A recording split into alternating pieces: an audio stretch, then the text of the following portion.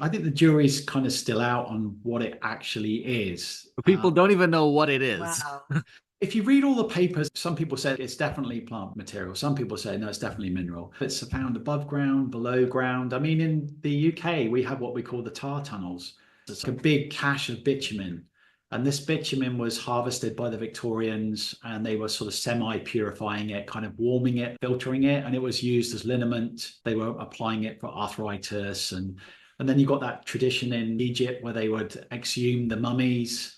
Mhm. The mummies were bound with bitumen, and they were extracting that from the mummy. So literally it was like ground mummies were being used for medicine. So there's a long tradition of these oils or resins being used. It seems to be situated mostly in the Himalayas. There's a big area where they're found, like Pakistan, India, Nepal.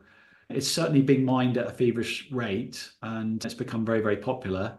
It has definite qualities. It's water soluble. So if you did get a non-water soluble one, it's probably more like the tar tunnel material, which is more petroleum based. It tastes kind of disgusting. It's got an aroma like urine, like cow urine. It tastes slightly better than it smells.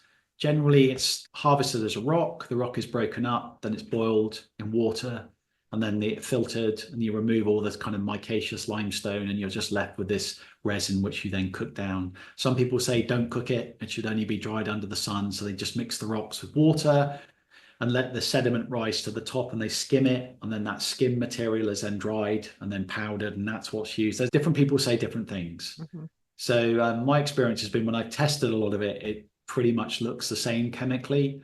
I find it's pretty good. I don't find it's one of my favorites to use. However, recently a friend of mine asked me to prepare what was Shilajit Rasayana. So it's where you, rather than just doing the normal standard purification of it, it's cooked multiple times in cow urine. So you boil it literally like 8 times in cow's urine, and then you use guduchi and other herbs. And I must admit, that one I actually found more potent. I Okay. found that one much more user friendly for me. Generally, I find it a bit too heating. It's got very popular because it has a rejuvenating quality. In Unani, that's the Greco-Arabic medicine. It's considered to be more like aphrodisiac.